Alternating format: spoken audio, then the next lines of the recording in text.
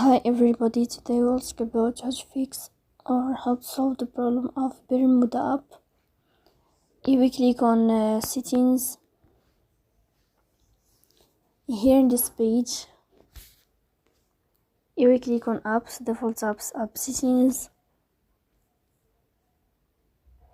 on above you can search about Bermuda app and you will enter. Then you can click on first app and you can click OK. After that you will enter to the window of storage. Here you can click on clear cache.